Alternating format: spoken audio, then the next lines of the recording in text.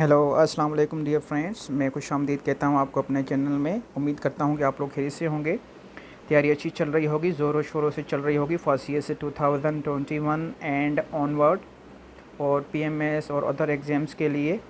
Dear friends, आज हम देखने जा रहे हैं कि idioms one of bricks. Bricks का मतलब यहाँ पे आप या मैं यूज़ करता हूँ वो यही है कि जो इंग्लिश है, इंग्लिश की दीवार, इंग्लिश की छत जो बनती है वो एक ब्रिक्स से बनती है। और ब्रिक्स जो है इंग्लिश में वो हम कह सकते हैं सिनोनिम, एंटोनियम्स, इडियम्स, पैरावर्ड्स को हम कह सकते हैं ब्रिक्स। तो मैंने इसलिए यहाँ पे ब्रिक्स वर्ड यूज़ किया है फॉर इडियम। तो आज हम करने जा रहे हैं इडियम्स, और वो इडियम्स जो कि सीएसएस और पीएमएस के लिए मुफीद तो हैं, लेकिन वन पेपर एग्ज़ाम्स में भी बहुत ज़्यादा आपको फ़ायदा देंगे और पूछे जाते हैं अक्सर इन one paper exams as well. तो ये इडियम्स जो हैं वो हमने पास पेपर्स में से लिए हैं। लेट मी थोड़ा सा जूम कर दूँ मैं इसको। ये पार्ट आप लोग देख लिए कौन सा पार्ट बनता है। तो आज के इडियम की तरफ चलते हैं, जो कि है हम स्टार्ट करने जा रहे हैं 159 से। Call a spade a spade, इसका अगर हम शुद्ध आसान भाषा में अगर मैं आपको मतलब बताऊं कि चमचे को चमचा कहो, चमचे को आप कुछ और मत कहो, गिलास को गिलास कहो, गिलास को कुछ कप ना कहो, जग ना कहो। ये इसका शुद्ध आपके लिए शुद्ध आसान भाषा में इसका मतलब यही है। लेकिन हम इसको अपनी जो रिटन यहाँ पे मीनिंग है उसको देख लेते हैं, जो कि है resist from making controversial statement. Okay, be out spoken in language. Okay, इसका मतलब ये है कि डिफरेंस आप ओपन रहें, कैंडिड रहें, स्ट्रेट फॉरवर्ड रहें, डू नॉट बी एम्बिगुअस और declare any statement in ambiguity. इसका मतलब यही है, कॉल अ स्पेड। और one thing very important, let me tell you that believe or not, ये इडियम पास पेपर्स में आया हुआ है। आप लोग देख सकते हैं 2018 के पेपर में आप सीएसएस आई थिंक, या 2019 के पेपर में जब आप ये इडियम देखेंगे पास पेपर में जाकर, तो मेरी आवाज़ ज़रूर आपके कानों में गूंजेगी। ओके जी, आगे चलते हैं 160 जो है कॉल फॉर। इसका मतलब है टू आस्क। डिफरेंस ये भी बताता चलूँ आपको कि ये कॉल फॉर ये इडियम नहीं है, ये फ्रेजल वर्ब है। इसका मतलब है टू आस्क, क्योंकि हम पास पेपर्स से कर रहे हैं तो पास पेपर में इडियम्स भी आते हैं और फ्रेजल वर्ब्स भी आते हैं। इन ओल्ड पेपर्स में हम देखेंगे ना, तो फ्रेजल वर्ब्स भी पूछे गए हैं being as the idiom portion in. Okay जी, 161 में हम देखते हैं कॉल इन क्वेश्चन, जिसका मतलब है to doubt, to shed the doubt on something, find fault with, कि भाई कोई चीज़ जो है वो धुंधली हो, जिस पे यकीन आसानी से ना किया जाए, उसके लिए हम कह सकते हैं it is in question that must be solved. तो इसका मतलब हम अगेन देख लेते हैं, to doubt, find fault with. Okay जी, आगे चलते हैं हम जो है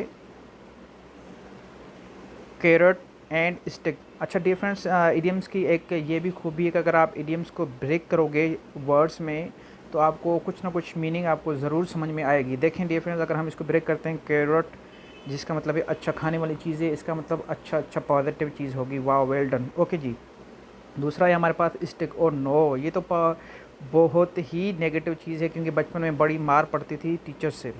तो यहाँ से ये पता चल गया कि भाई एक तो पॉजिटिव चीज़ है, दूसरी है नेगेटिव चीज़। तो इसका मतलब यही निकलना है, reward and punishment. This is the idiom which is used for the policy makers. Carat and stick policy should be applied by the police officers in their district. आप अपनी तरफ से कोई भी सेंटेंस बना सकते हैं। You are at liberty to make any sentence which you make for yourself. Okay जी, आगे चलते हैं हम, carry the coal to new castle.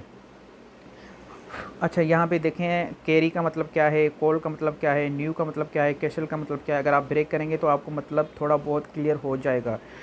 इसका मतलब ये है कि जो न्यू कैसल अभी न्यू जो चीज़ बनी हो, न्यू बिल्डिंग बनी हो, उसके लिए अगर आप दोबारा से कोई चीज़ बनाने की कोशिश करें, इसका मतलब आप अपनी एफ़र्ट, अपना वक्त, अपना टाइम, अपना पैसा ज़ाया कर रहे हैं। तो ऐसा ना कीजिएगा प्लीज़।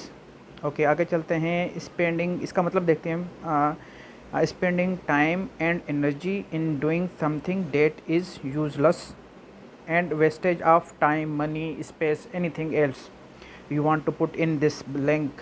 ओके जी, carry the coal to Newcastle का मतलब ये है dear friends, spend time and energy in doing something that is useless and wastage of money, time, space, health, facility. Okay जी, आगे चलते हैं 164 जो है कैरी वेट। अच्छा, कैरी वेट, वेट कैरी करना, इसका मतलब हाँ अच्छा कोई चीज़ भारी है। भारी के दो मतलब निकल सकते हैं कि या तो वो पॉजिटिव भी है नेगेटिव भी है। भारी हम उठा नहीं सकते, लेकिन यहाँ पे जो इडियम है, इडियम की कुछ और मीनिंग होती है अपनी फिगरेटिव मीनिंग जो है। Important in, influence, strength, have influence, carry weight, your personality carry, your personality carries weight. मुझे किसी टीचर ने कहा था कि यार अगर आपने इंग्लिश स्पीकिंग की एक आपने एक्सपर्ट बनना है तो फॉरगेट द ग्रामेटिकल रूल्स। तो यहाँ पे मैं मिस्टेक कर सकता हूँ, तो प्लीज़ कंपनसेट। आगे चलते हैं 165 जिसका मतलब है कास्ट, ओ ये एक इडियम है, cast a slur. Cast a slur का मतलब है टू डिसरिप्यूट। डिसरिप्यूट का मतलब है किसी को आप मिसगाइड करना। कास्ट अ स्लर किसको धुंधला कर देना। कास्ट स्लर का मतलब है डिम और डिमनिश और धुंधला कर देना किसी चीज़ को। इसका मतलब ये कि to disrepute. Difference I think आप इस इडियम को अपने तरफ से भी आप इसका मतलब देख लीजिएगा। मुझे थोड़ा सा इसमें डाउट लग रहा है। This idiom calls a question और it is in question. Okay जी, आगे चलते हैं 166 जो है cast pearls before the swine. Swine कहते हैं हम पिग को, कास्ट पर्ल्स, पर्ल्स कहते हैं मोतियों को, बिफोर में इसके उसके पहले। अब ये पिग और जो ये आई थिंक सुअर कहते हैं उसको पंजाबी में और उर्दू में, या कुछ और भी कहते होंगे। तो इसका मतलब ये है कि a right thing in a wrong hand. अच्छा, कोई अच्छी चीज़, कोई प्यारी चीज़ गलत जगह पे पड़ी हो या गलत जगह पे रखना, उसके लिए हम यूज़ कर सकते हैं cast pearls before the swine. इसका इडियम ये भी है, एक और इडियम है कास्ट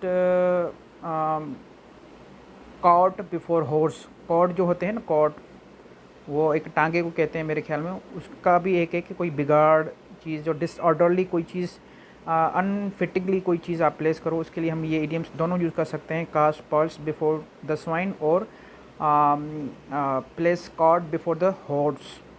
ओके जी, आगे चलते हैं कैसल्स इन द एयर। अच्छा, ये एक इडियम है, इसका मतलब जो देखते हैं वो है डे ड्रीम, अ होप और desire unlikely to be realized energy. ये रियलाइज एनर्जी, इसका मतलब ये है कि ऐसा ख्वाब, ऐसे ख्वाब जो दिन दिहाड़े देखे जाएं और वो कभी प्रैक्टिकल ना हो, वो कभी ताबीर, वो ख्वाब ताबीर ना हो सकें, उसके लिए हम कह सकते हैं कैसल्स इन द एयर।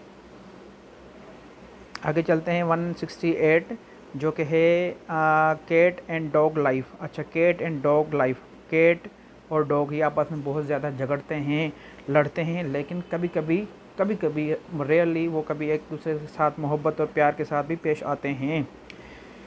तो इसका मतलब देखते हैं कैट एंड डॉग लाइफ, जिसका मतलब है ट्रबलसम लाइफ, बहुत मुश्किल, कठिन और बेसूद आप कह लो, वो लाइफ के लिए हम यूज़ कर सकते हैं cat and dog life. Okay जी, cat's paw, cat's paw means के बिल्ली के पाँव आप कह सकते हो। A person use by another as a dupe or tool. Dupe का मतलब है किसी को इस्तेमाल कर लेना धोखे में, उसकी मायूसी, उसकी इनोसेंट की वजह से, उसकी मासूमियत की वजह से किसी को आप उसको इस्तेमाल कर लें, उसके लिए हम यूज़ कर सकते हैं cat's paw. You are the cat's paw and you should not be so, be intelligent, be sharp, this is my suggestion. Okay, आगे चलते हैं 170 जो है catch a straw. Catch a straw का मतलब है to accept help, okay, and support even from the insignificant. Straw का मतलब है एक तीला सा, एक तिनका सा, जिस जो एक इनसिग्निफिकेंट है, लेकिन उसको हम यूज़ करके कोई बड़ी चीज़ हम हासिल कर लें, उसके लिए हम ये कह सकते हैं कैच अ स्ट्रा। इसके मुश्किल की घड़ी में कोई चीज़ आपको मिल जाए, चाहे वो छोटी सी भी हो, तो उसके लिए हम ये कह सकते हैं कैच अ स्ट्रा, और जिसका मतलब बनता है to accept help and support even from the insignificant. Okay जी, 171 को देखते हैं कैच आइज़ ऑफ। कोई चीज़ आपकी जो आइज़ और अटेंशन कैच कर ले, उसके लिए हम यूज़ कर सकते हैं this thing is catching my eyes, please remove this thing. Okay, इसका मतलब देखते हैं, टू अट्रैक्ट द अटेंशन और to get the attention, heed is given to that thing. आगे चलते हैं 172, कैच द टाटर। अच्छा, ये इडियम भी आपके पास पेपर में मिलेगा, देख लीजिएगा, मुझे याद ना कीजिएगा फिर। ओके जी। To grapple with unexpectedly, to catch a dangerous person. ओहो, किसी डेंजरस पर्सन को कैच कर लेना, पकड़ लेना, उसके लिए हम कह सकते हैं catch the tartar. Grapple, grapple with, ये ग्रेपल वर्ड जो है इसकी मजबूती से पकड़ लेना, इसका मतलब है ग्रेपल का, और ये अपने साथ फिक्स प्रोपोजिशन विथ लेता है। चलो जी, आगे चलते हैं। केव इन, केव एक मीन्स के गार को, गुफा को हम कह सकते हैं। इन का मतलब ये प्रपोजिशन यूज़ हुआ है, इसका मतलब ये एक फ्रेजल वर्ब है। ओके, इसका मतलब है collapse, fall in, give way. Give way और गिव अवे दोनों डिफरेंट हैं। गिव एक है, गिव अवे इसका मतलब है सरेंडर कर देना, छोड़ देना, लेकिन गिव वे ये डिफरेंट है। ये फ्रेजल वर्ब से पूछा जाता है, एनटीएस के पेपर में मैंने देखा, ये विटनेस किया है खुद। और ब्रेक, इसका मतलब ये है कि ब्रेक हो जाना, टूट जाना, बिखर जाना, कोलेप्स हो जाना। केव इनका मतलब यही है।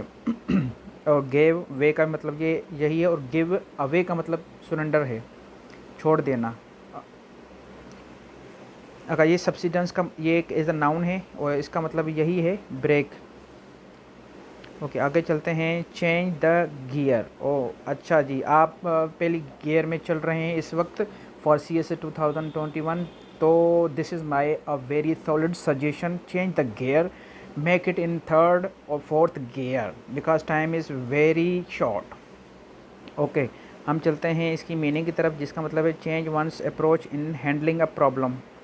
तो किसी प्रॉब्लम को हैंडल करने के लिए आपको अप्रोच, सोच, मेथड्स चेंज करने की ज़रूरत है। उसके लिए हम कह सकते हैं change the gear and solve the problem immediately.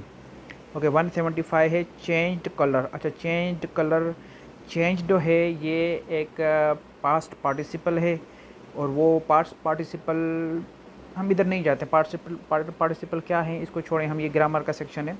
वैसे मैं आप लोगों को बता दूं, पास्ट पार्टिसिपल जो है वो एक एडजेक्टिव है, और वो एडजेक्टिव के फॉर्म और एडजेक्टिव की मीनिंग देता है, किसी नाउन को क्वालिफाई करता है, लेकिन होता वो वर्ब ही है। तो ये ग्रामर का टॉपिक है, और वेरी टची टॉपिक है बाय एफपीएससी, पीपीएससी, कई मरतबा इसी टॉपिक में से एफपीएससी क्वेश्चंस बना लेते हैं ये। तो इसका मतलब है टू टर्न पेल। पेल का मतलब है मीन्स के आप मायूस दिखना, कलर उड़ जाना आपके चेहरे से, इसका मतलब यही है, change colour face. Cheek by जोल, अगेन ये भी आप देखोगे 2019 के पेपर में, सीएसएस के पेपर में, और 2018 के पेपर में देखोगे तो ये आपको ये इडियम मिलेगा मिलेगा मिलेगा ही मिलेगा। इसका मतलब है वेरी क्लोज, इंटीमेट। इंटीमेट का मतलब यही है, क्लोज, क्लोजनेस। तो कोई चीज़ बाल बाल बच जाए उसके लिए हम यूज़ कर सकते हैं चीक बाय जोल, ये cheek by jowl I think pronunciation. Okay, 177 है हमारे पास, चेस्ट थम्पिंग। एक होता है बैक थम्पिंग, जिसको हम कहते हैं पीठ थपना, और एक होता है चेस्ट थम्पिंग, जिसका मतलब है द एक्ट और प्रैक्टिस बोस्टिंग। ये भी इसका मतलब यही है कि किसी के तारीफ़ करना, किसी की हिम्मत बढ़ाना, किसी की हौसला अफजाई करना। हमारे पास है 178, chew the cud. Chew the cud बहुत इंपॉर्टेंट इडियम में पूछा गया है पास पेपर्स में, देख लीजिएगा, मिलेगा, ज़रूर मिलेगा। To ponder over. अच्छा, पॉन्डर जो है ये वर्ब है, और अपने साथ प्रोपोजिशन फिक्स लेता है ओवर, ये भी सीख लिया हमने, देख लिया यहाँ पे। और इसके आगे है मेडिटेट। ये भी है कि मेडिटेट मीन्स कि सुलह करवाना या करना। च्यू द कर्ड मीन्स कि ज़्यादा डीपली थिंक करना किसी चीज़ के ऊपर, किसी चीज़ के बारे में, च्यू द कर्ड। आगे देखते हैं च्यू द कर्ड। अच्छा, ये रिपीट हो गया, ओहो। अच्छा चलो इसको देखते हैं क्या है इसका मतलब। च्यू द कर्ड, ये ऊपर वाला वही है, पॉन्डर ओवर समथिंग मीन्स के, पॉन्डर मीन्स के सोचना, विचार करना, गहरी सोच रखना। आगे चलते हैं 180, मेरे ख्याल में इसको लास्ट बना दें 180 को, आगे नहीं चलते, वीडियो लंबी हो रही है और आप लोग बोर हो चुके होंगे मेरे वॉइस सुनकर। ओके 180 देख लेते हैं। चिकन हार्टेड, अच्छा चिकन हार्टेड वो होते हैं जो सीएसएस के पहले पेपर में जाते हैं ऐसे देने और वो बस कांप रहे होते हैं लाइक अ चिकन हार्टेड। तो प्लीज़ ऐसा मत करिएगा। बी लाइन हार्टेड, देखो कितना अच्छा बोल दिया मैंने, लाइन हार्टेड। तो be always lion hearted. Okay, इसका मतलब है लैकिंग करेज, कॉवर्डली। ऐसे ना कीजिएगा please please please please. Okay जी फ्रेंड्स, फ़िलहाल इतना ही। मैं उम्मीद करता हूँ कि आप लोगों ने सीख लिया होगा, थोड़ा बहुत ज़रूर सीखा होगा। अगर सीखा है तो please like it, share it and subscribe it. Thank you. Have a nice day.